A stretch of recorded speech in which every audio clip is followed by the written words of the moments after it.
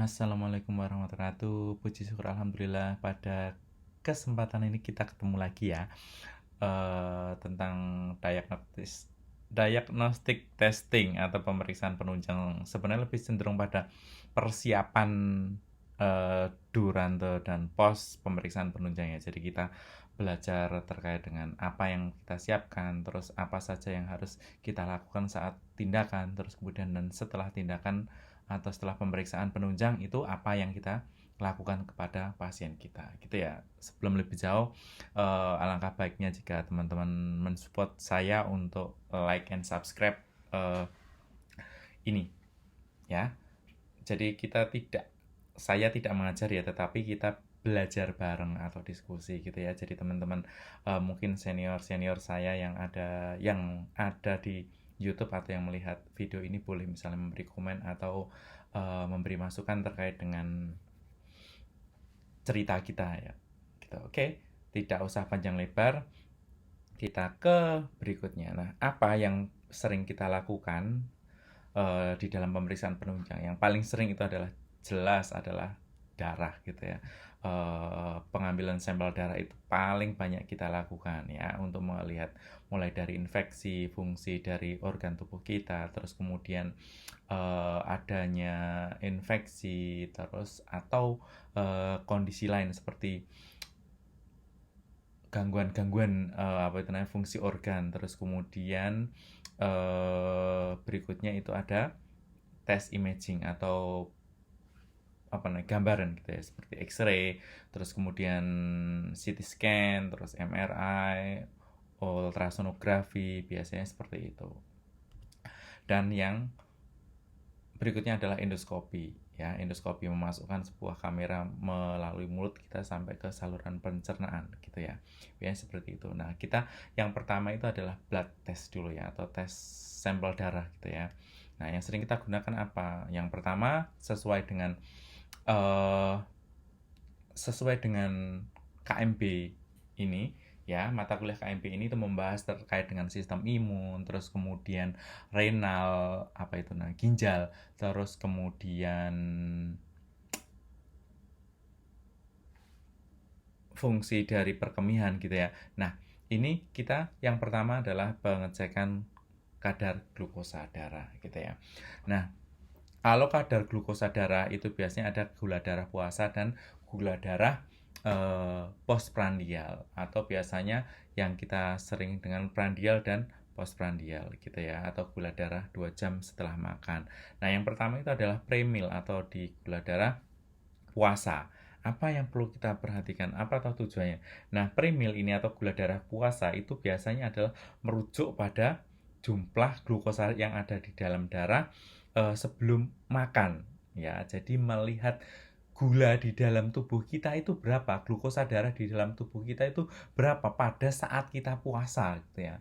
Tujuannya kenapa? Harusnya kan kalau puasa itu kita gula darahnya rendah, tetapi kalau misalnya tinggi, nah itu menggambarkan apa? Nah, kita nanti lebih jauh lagi gitu ya. Nah, namanya juga gula darah puasa. Jadi persiapannya pasiennya disuruh untuk puasa. Biasanya puasanya adalah 10 sampai 12 jam. Yang biasa kita lakukan itu adalah kita 8 jam gitu ya. Jadi jam 11 atau jam 12 pasiennya, terus kemudian malam ya, ini kita suruh untuk puasa ya, tidak makan tetapi boleh minum air putih ya. Terus kemudian setelah itu saat pagi kita ambil darahnya ya, biasanya kita menggunakan warna merah. Tabungnya warna merah itu apa, sitrat ya kalau tidak salah, yang warna merah. Nah, terus kemudian beku ya, beku merah itu beku kalau tidak salah. Terus kemudian sampelnya kita kirim ya. Setelah kita kirim itu pasiennya kemudian boleh makan ya, boleh makan. Terus kemudian biasanya sarapan ya, makan pagi, sarapan, terus kemudian setelah sarapan itu kita suruh puasa lagi 2 jam gitu ya. Nah, setelah 2 jam lagi baru kita ambil GDPP-nya atau gula darah postprandial 2 jam setelah makan atau setelah sarapan. Nah, usahakan makanan itu adalah yang sesuai dengan yang ada di rumah sakit. Jadi jangan beli makanan atau mengkonsumsi makanan tambahan yang dari luar. Karena kalau dari rumah sakit harapannya itu adalah jumlah kalorinya itu sudah terhitung gitu ya. Nah, seperti itu. Nah, tujuannya itu apa? Salah satunya tadi seperti saya sampaikan. Jadi untuk melihat manajemen bahwa glukosa darah ini, gula darah ini itu tidak dipengaruhi oleh makanan. Ya, tidak ada makanan, hanya boleh minum air putih saja selama 8 jam itu, gitu ya. Sehingga peningkatan gula darah itu tidak signifikan. Sekedar cerita ya. Ini saya itu pernah minum, mohon maaf tidak iklan, Thai tea ya, pas jaga malam ya. Jadi pas jaga malam itu saya minum Thai tea. Terus kemudian reguler, apa itu namanya, gelas reguler. Terus kemudian saya cek, itu ternyata glukosa darah saya itu lebih tinggi gitu ya, lebih tinggi walaupun tidak sampai 120 gitu ya, tetapi tidak melebihi 120, tapi hitungannya itu tinggi kalau saya minum itu tadi Thai tea ya, karena salah satunya ada creamer, terus ada gulanya gitu ya. Nah, itu tinggi ya. Tetapi pas saat saya tidak minum Thai tea, hanya minum air putih saja, saat saya ngecek itu gula darah saya itu 90, 89 apa 90 saya lupa, tapi di sekitar itu gitu ya. Jadi lebih aman jika kita minum air putih. Nah, itu antisipasinya salah satunya. Sehingga pas pada pasien-pasien yang mau cek gula darah puasa itu ya tadi hanya dibolehkan minum air putih dan makan paginya sarapannya hanya dari rumah sakit kita, itu takutnya ya.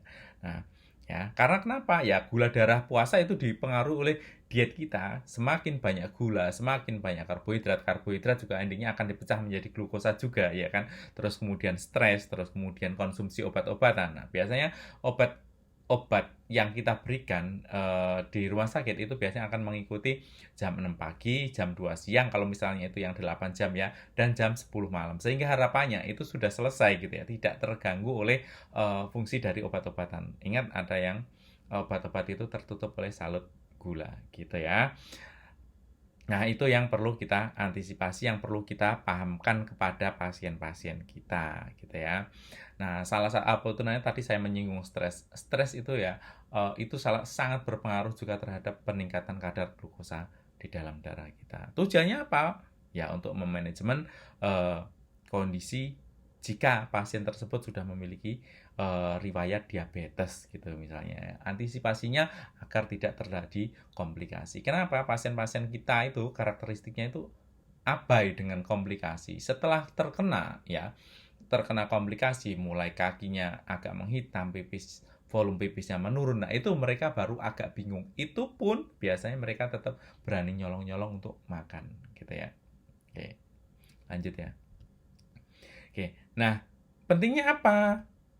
Gula darah puasa. Yang jelas adalah kalau misalnya pasien itu sudah mendapatkan injeksi insulin gitu ya, apa namanya, Actrapid, Apidra gitu ya, atau yang malam berarti Sansulin, Ezelin gitu ya, yang untuk long act gitu ya, yang malam itu kan untuk long act panjang kan kita. Nah, yang untuk yang Apidra dan Apidra Actrapid itu kan untuk short act, jadi dia cepat, aksinya cepat gitu ya, untuk menurunkan gula darah lebih cepat ya.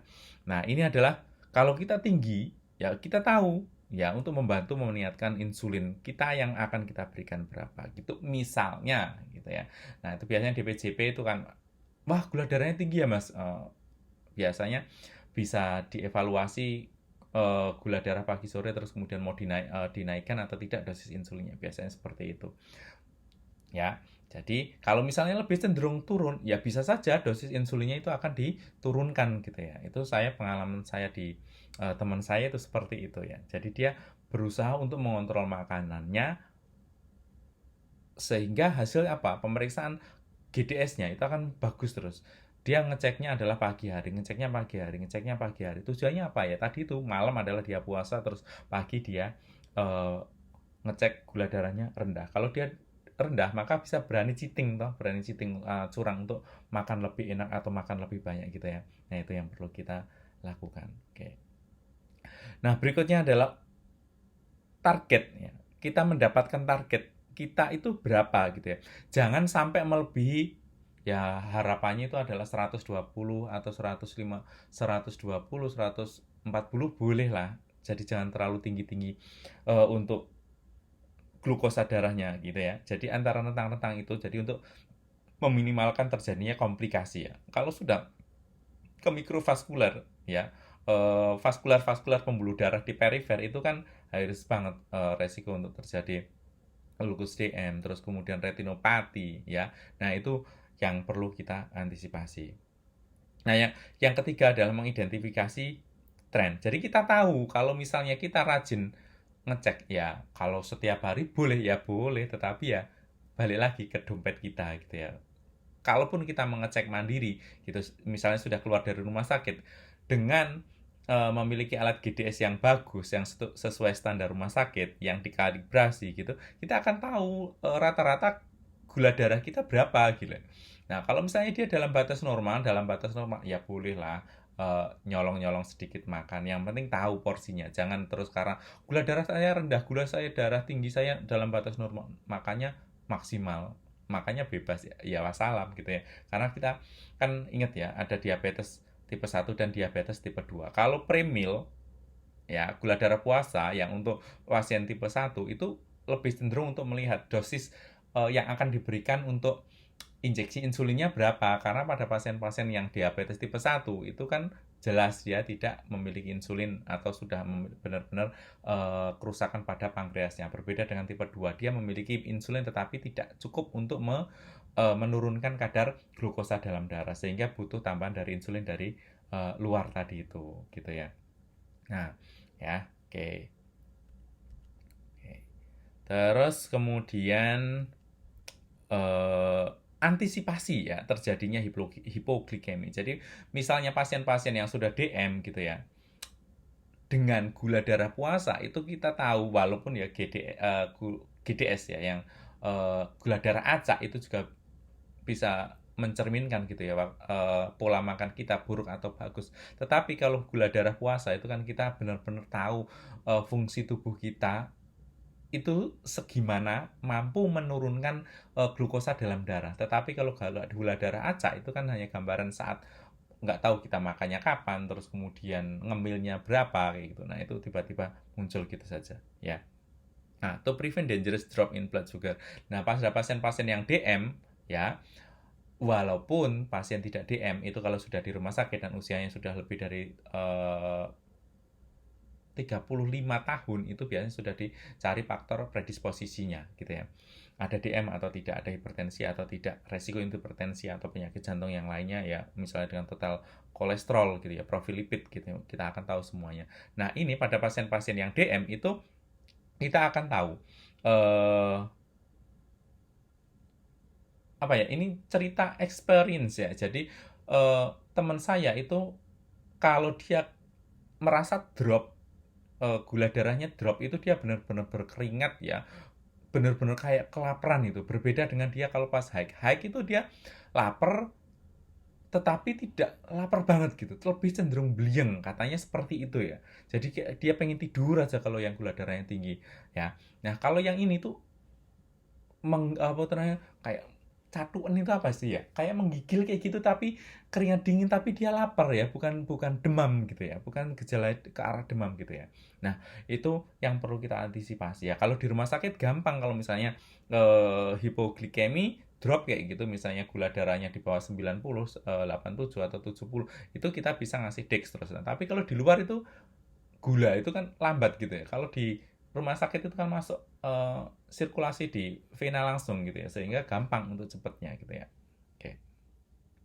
Jika ada pertanyaan boleh langsung ditanyakan. Next saja ya. Nah, ini adalah yang post meal ya 2 jam. Jadi ini adalah GDPP, postprandial gitu ya. Tetap pakai merah. Nah, ini berarti persiapan puasa hanya 2 jam setelah makan. Ya, usahakan pagi. Kenapa tujuannya pagi? Itu adalah tubuh kita di dalam kondisi basal atau pada saat masih fresh gitu ya. Kenapa? Karena tubuh kita itu memiliki variasi. Bisa saja dia siang itu lebih tinggi, sore itu lebih tinggi daripada pagi karena kita sudah terpapar misalnya pekerjaan kita, sudah kepikiran ABC, ansietas tadi itu ya misalnya. Nah, itu adalah salah satu yang berpengaruh pada hasil pemeriksaan gula darah, gitu ya. Oke, nah ini adalah pasien saya. Gula darah puasanya atau premilnya adalah 90. Ini usianya 69 tahun. Ini pasien dengan bradikardi simptomatis gitu ya. Heart rate-nya rendah, terus kemudian tensinya juga 79 80 per 40 50-an, nah seperti itu ya. Ini susah banget saya masang infusnya ini.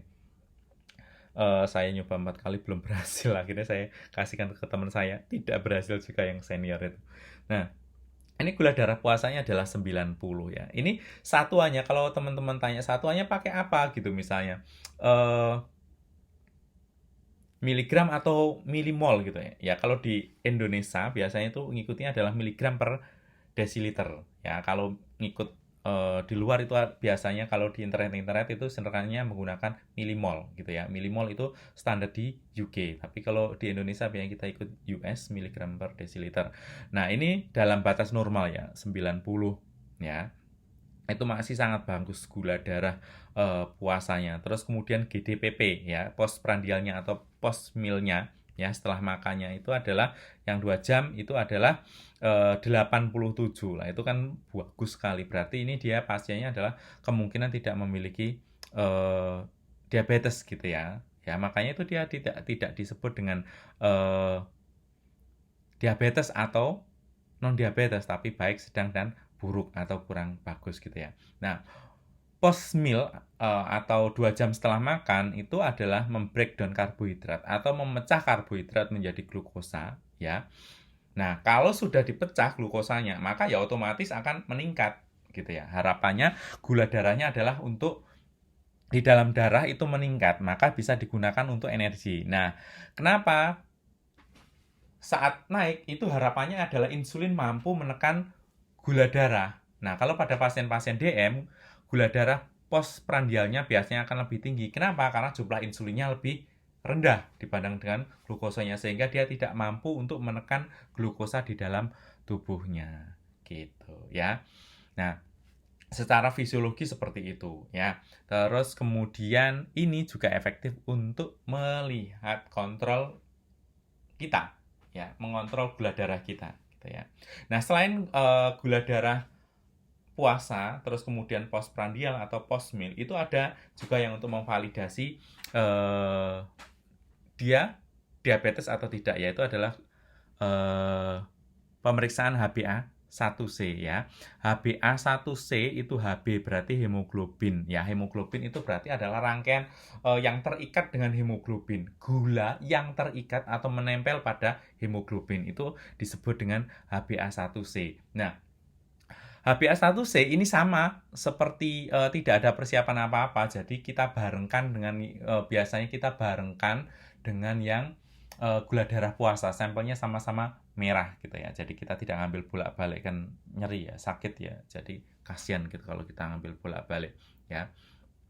Nah, HbA1c-nya itu 5,6 gitu ya. Berarti pasien ini bagus lagi. Ya 5,6, kurang dari 5,7. Dia masih dalam batas normal gitu kan. Jadi kan kalau di HbA1c itu benar-benar dia bisa menggambarkan gula darah selama 2 sampai 3 bulan ya. 2 sampai 3 bulan yang ada di dalam tubuh kita. Kenapa 2 sampai 3 bulan? Karena gula darah tadi itu menempel, atau darah tadi menempel pada sel darah merah. Nah, secara fisiologis sel darah merah itu masa hidupnya itu adalah sekitar 2 sampai 6 bulan. 60 sampai 180 hari. Kalau tidak salah seperti itu. Ya, itu sel darah merah, sehingga kita akan bisa melihat gitu ya. Nah, terus ini yang sekilas saya sampaikan ya. Jadi gula yang menempel pada hemoglobin itu adalah HbA1c. Nah, dia itu akan melihat gambaran gula darah kita, kadar gula darah kita di dalam 2 sampai 3 bulan. Apakah bisa turun? Bisa. Jadi cerita teman saya itu awal HbA1c-nya itu adalah 14,5 apa 14,7 saya lupa. Tapi akhirnya sekarang adalah jadi 5,5 ya.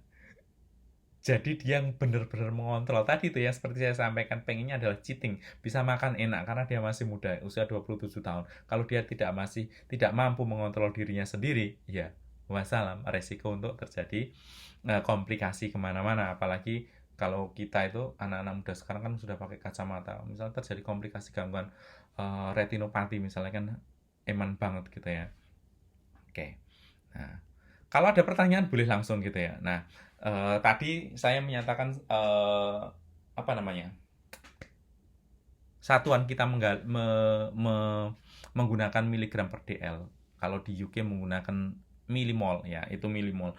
Jadi 1 milimol itu sama dengan 18 miligram. Jadi kalau misalnya normal 90 berarti 90 miligram per dl berarti plus minus berapa itu? 5 ya. 5 milimol gitu ya. Oke. Nah, oke ya. Lanjut. Nah, ini adalah faktor-faktor yang mempengaruhi post meal blood glucose. Jenis makanan. Nah, alasannya apa? Kenapa tadi saya menyampaikan usahakan adalah makan dari rumah sakit. Kalau misalnya dirawat di rumah sakit. Tetapi kalau misalnya luar gitu, misalnya apa namanya? Kontrol, ya usahakan tidak makan nasi-nasi yang berlebihan, protein yang berlebihan, apalagi lemak gitu ya misalnya. Terus atau misalnya mau makan soto banyak terus kemudian dikasih kecap terus kemudian pakai sate, ya sudah selesai, itu tinggi banget nanti hasil GDPP-nya gitu ya. Terus kemudian yang kedua adalah porsi. Nah, porsinya semakin besar ya jelas nanti gula darahnya akan semakin tinggi GDPP-nya ya. Nah, karakteristik pasien kita itu seneng kalau makanan dari luar. Kenapa? Jelas bergula, jelas bergaram, dan bermicin. Biasanya seperti itu ya. Nah, hati-hati teman-teman kalau misalnya menemukan pasien ya kita edukasi. Jangan bosan-bosan untuk mengedukasi pasien karena itu adalah salah satu fungsi dari seorang perawat. Oke ya. Oke, nah berikutnya adalah aktivitas fisik ya. Kalau di rumah sakit pasiennya paling aktivitas kalau bisa berjalan ya ke kamar mandi. Jarang pasien bisa aktivitas banyak kalau dirawat di rumah sakit. Tapi kalau pasien kontrol ya jalan kaki misalnya dari kantin sampai ke lab itu kan kalau di rumah sakit saya cukup jauh gitu ya. Itu salah satu yang membakar gitu ya. Kalau sebanyak aktivitas ya mungkin gula darahnya akan bisa turun karena memotong banyak glukosa gitu ya. Ini mungkin yang bisa sampaikan untuk kasus yang di pasien dengan DM. Jadi biasanya pada pemeriksaannya itu adalah GDPP. GDPP postprandial ya atau gula darah puasa dan HbA1c. Itu yang untuk dilihat pada pemeriksaan penunjang. Tadi prosedurnya sudah saya jelaskan di awal gitu. Oke, terima kasih. Kita ketemu lagi di terkait dengan peran kita di pemeriksaan penunjang yang kreatinin. Selamat belajar. Assalamualaikum warahmatullahi wabarakatuh.